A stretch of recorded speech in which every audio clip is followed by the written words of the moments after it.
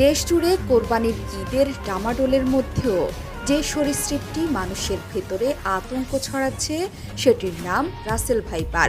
বিশ্বের অন্যতম বিষধর সাপ রাসেল ভাইপার।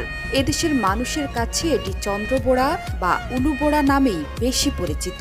সম্প্রতি দেশের কিছু অঞ্চলে এই বিষধর সাপটির আনাগোনা বেড়েছে।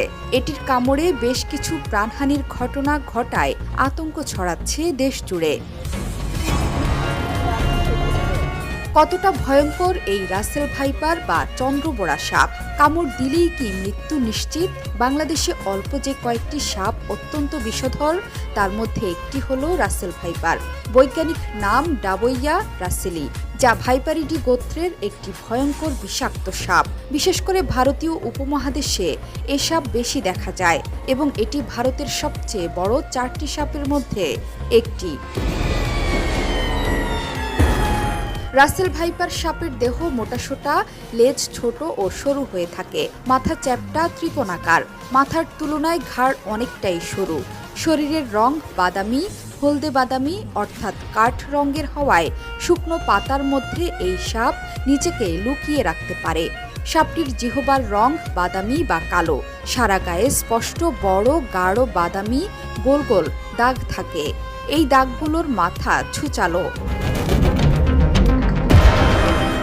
অনেক সময় দাগগুলো একসঙ্গে দেখতে শিকলের মতো লাগে।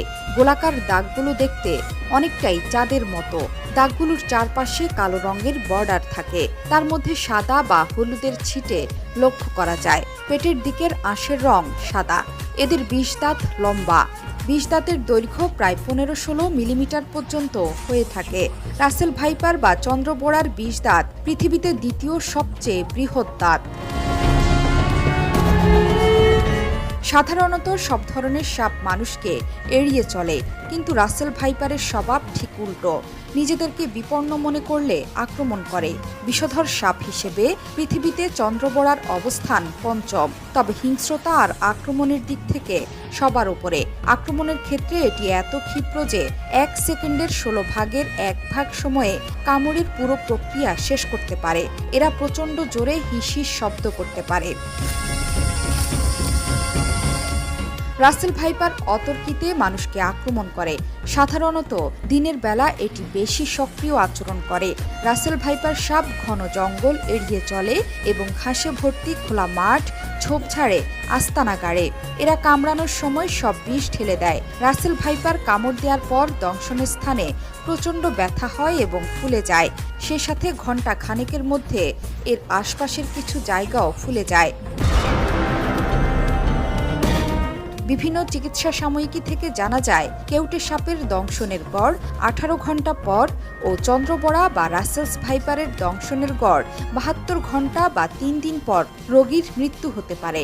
বেশিরভাগ ক্ষেত্রে এই সময়সীমার মধ্যে যদি অ্যান্টিভেনম প্রয়োগ করা যায়, তাহলে আক্রান্ত ব্যক্তির জীবন বা অঙ্গ প্রত্যঙ্গ বেঁচে যায়। বিশ্ব স্বাস্থ্য সংস্থার প্রতিবেদন অনুযায়ী বাংলাদেশে প্রতি বছর অন্তত 5,80,000 মানুষ সাপের কামড়ের শিকার হন এবং এদের মধ্যে 6,000 মানুষ মারা যান। আর গত 1 মাসেই দেশের উত্তর থেকে দক্ষিণ এমনকি মধ্যাঞ্চলের জেলাগুলোতে দেখা গেছে রাসেল ভাইপার।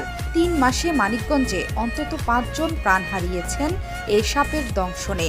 বিষধর এই সাপ নিয়ে দেশে এখন আতঙ্ক ছড়াচ্ছে। জোহরা চৌধুরী সেতু, 71।